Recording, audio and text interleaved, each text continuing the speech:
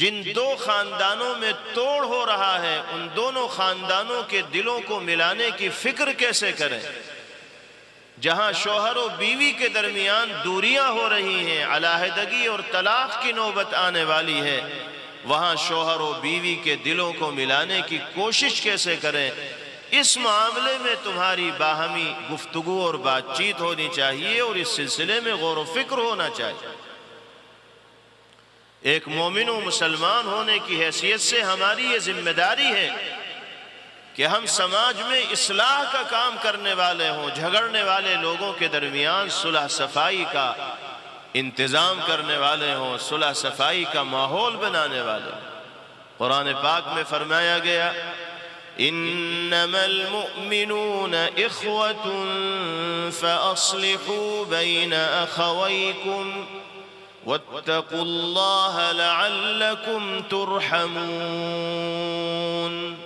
ایمان والے آپس میں بھائی بھائی ہیں، اپنے بھائیوں کے درمیان صلح صفائی کی کوشش کرنے والے بنو، اللہ سے ڈرتے رہو، تقوی اختیار کرو تاکہ باری تعالیٰ کی رحمتوں کے مستحق تم قرار دیے جائے۔ آج ہمارے یہاں صورتحال بالکل تبدیل ہوتی چلی جا رہی ہے۔ ایسا محسوس ہوتا ہے کہ جھگڑا کرنے والوں کے درمیان صلح صفائی کرنا ہمارا کام نہیں، بلکہ ہم جھگڑا کرنے والوں کے باہمی جھگڑے کو تماشے کے طور پر دیکھتے ہیں، جلتی آگ پر تیل ڈالنے کا کام کرتے ہیں، نمک مرچ چھڑکنے کا کام کرتے ہیں۔ لوگ آپس میں جھگڑتے ہیں، دور سے بیٹھ کر ہم تماشا دیکھتے ہیں اور خوش ہوتے ہیں کہ فلاں فلاں گھر برباد ہو رہا ہے۔ یہ چیز ایک ایمان والے کو اور مسلمان کو زیب دینے والی نہیں ہے۔ جناب رسول اللہ صلی اللہ علیہ وسلم کو اگر قبائل و برادریوں اور خاندانوں کے درمیان آپسی جھگڑے کی اطلاع ملتی تھی تو آپ اپنی مصروفیات میں سے وقت فارغ کر کے ان کے درمیان صلح کے لیے تشریف لے جایا کرتے تھے۔ بعض دفعہ ایسا بھی ہوا کہ پیغمبر علیہ السلام کو اسی صلح صفائی میں اتنی تاخیر ہوئی کہ وقت پر آپ مسجد تشریف نہ لا سکے، صحابہ انتظار کرتے رہے، دوسرے صحابی کھڑے ہوئے آپ کی جگہ اور انہوں نے امامت فرمائی، حضرت عبد الرحمن ابن عوف رضی اللہ تعالی۔ اتنی اہمیت دیتے تھے پیغمبر علیہ السلام جھگڑا کرنے والوں کے درمیان صلح صفائی کو۔ جھوٹ بولنا جو گناہ کبیرہ ہے، اور ایک جھوٹا جملہ انسان اپنی زبان سے نکالتا ہے تو رحمت کے فرشتے میلوں دور اس سے چلے جاتے ہیں۔ جناب رسول اللہ صلی اللہ علیہ وسلم فرماتے ہیں کہ جو انسان دو جھگڑا کرنے والوں کے درمیان صلح کرانے کی خاطر جھوٹ بھی بولے گا تو اللہ اس کی اس جھوٹ پر گرفت نہیں فرمائے۔ لیس الکذاب الذی ینمی الصلاح او کما قال علیہ السلام۔ وہ شخص جھوٹ بولنے والا نہیں جو جھگڑا کرنے والوں کے درمیان صلح کی کوشش کرتا ہے، صفائی کرنے کی کوشش کرتا ہے۔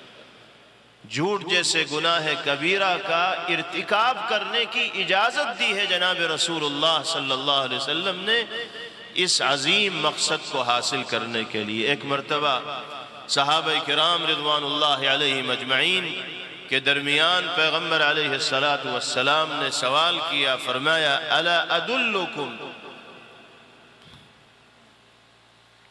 علی عمل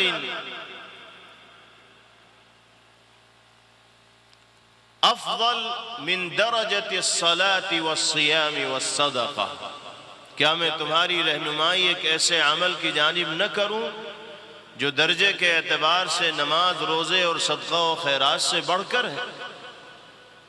صحابہ نے فرمایا بلا، کیوں نہیں یا رسول اللہ، ضرور بتائیے کہ وہ کون سا عمل ہے جو نماز روزے سے بھی بڑھ کر ہے۔ تو آپ نے فرمایا اصلاح ذات البین، اختلاف کرنے والوں کے درمیان صلح صفائی کرانا۔ وہ عمل ہے جو درجے کے اعتبار سے نماز روزے سے بھی بڑھ کر ہے۔ اور فرمایا وَفَسَادُ ذَاتِ الْبَيْنِ الْحَالِقَةِ، آپس میں اختلاف و انتشار کو بڑھاوا دینا، ایک دوسرے کی ٹانگ کھینچنے کی کوشش کرنا، ایک دوسرے کو نقصان پہنچانے کے در پہ ہونا، یہ مونڈ دینے والی چیز ہے۔ فرمایا کہ بالوں کو مونڈنے والی نہیں بلکہ دین کا صفایا کرنے والی ہے۔ اگر ہم آپس میں اختلاف رکھنے والے ہوں گے، ایک دوسرے کے خلاف منصوبے بنانے والے ہوں گے، ایک دوسرے کے خلاف سازشیں رچنے والے ہوں گے، تو اس کا نقصان ہمیں دنیاوی طور پر بھی ہوگا اور دینی طور پر بھی ہوگا۔ ہم اپنی دینی ذمہ داریوں کو ادا کرنے میں کامیاب نہیں ہوں گے۔